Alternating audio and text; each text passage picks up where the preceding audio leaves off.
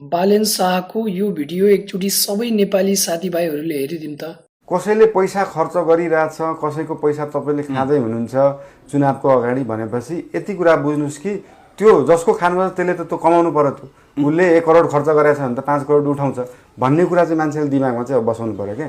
5 वर्षभरि मलाई चल्ने पैसा त कुनै नेताले दिनेवाला छैन भनेपछि त्यो पैसाले चाहिँ 5 वर्ष दुःख पाइन्छ भन्ने कुरा चाहिँ माइन्डसेटमा चाहिँ मान्छेले राख्नु पर्यो। साँच्चैकै आफू बस्ने, आफ्नो छोराछोरी बस्ने, आफ्नो परिवार चाहिँ राम्ररी बस्ने वातावरण चाहिएछ भने चाहिँ यसपालि सक्षम व्यक्तिलाई दिनु पर्यो भोट। मलाई नै दिनुपर्छ भन्ने नि छैन। प्रायः चस्मा लगाइराख्नुहुन्छ भन्ने कुरा आयो। किन तपाईँको चुनाव चाहिँ हुने सम्भावना यही हो? यो यति महत्त्वपूर्ण कुरा हो। मान्छेले अस्ति पनि मैले कुरा भन्दाखेरि ओहो कस्तो घमण्डी रहेछ, मसँग 5 तल्ले घर छ भनिदियो, गाडी चढ्छ भनिदियो। तर त्यो कुरा किन बुझ्न जरुरी छ भन्दाखेरि म स्ट्रक्चरल इन्जिनियर हो जुन नेपालमा 150 देखि 200 जना मात्रै छन् हैन। म एउटा म्युजिकल कलाकार हो। म एउटा टिभी शोको जज हो। Nepal seepage TV show image च्यानलमा चलिरहेछ हैन। मैले स्वास्थ्यमा को क्षेत्रमा गरेको कामहरू, शिक्षाको स्कुलको क्षेत्रमा गरेको कामहरू, पूर्वाधारको क्षेत्रमा गरेको कामहरू, पोलिसी लेभलमा ल मेकिङमा गरेको कामहरूको एक्सपिरियन्सले गर्दाखेरि मैले यो कुरा भनिरहेको हो नि त।